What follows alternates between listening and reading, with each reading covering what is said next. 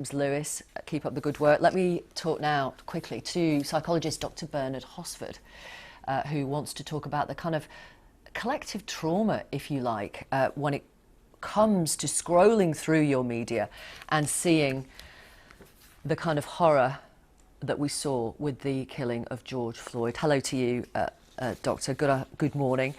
Tell us your reaction to the effect on people of witnessing the footage and what it might trigger in them.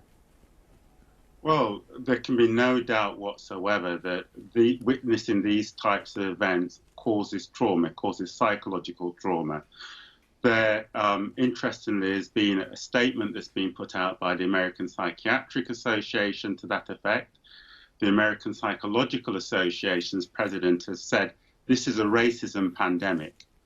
But there's been ongoing and systematic research which has found time and time again that witnessing these incidents of racial violence causes psychological trauma. It causes post-traumatic stress disorder, it causes depression, it causes anxiety. So what should people do if they are triggered, if they have those kind of feelings?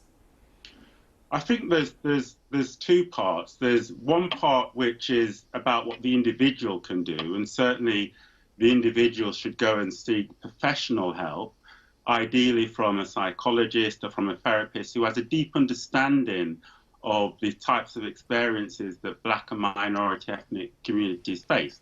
Often that might be another Black psychologist. There's the type of support that they can get from within the community.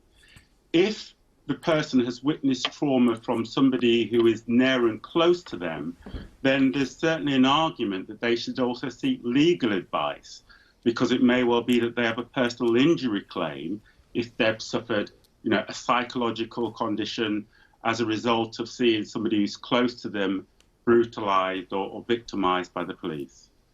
And we have to remember that in the UK, Black people make about 12% of the individuals who have violence, who have force used against them by the police, but only 3% of the population. So this is an ongoing problem. It's not just the situation of George Floyd. We've seen similar problems here in the UK. Lots of times those officers have been exonerated, cases like Mark Dugan, etc. So it's something that I think the community overall is very anxious about, and not just the Black community. I think it's the white community as well. Thank you very much for talking to me. The other part of the equation, it's not what the individuals do, it's what society does. I would almost say that, for police officers that have been found to do this type of crime, they should be brought to justice swiftly. They should have the most severe penalties meted out against them, so that the community, so that everybody can see that justice has been done. Yeah. Often in my practice, I see people on, lot less evidence than this, tried and brought to justice for murder and other charges. Thank you very much for talking to us. We appreciate it. Thank you for your time.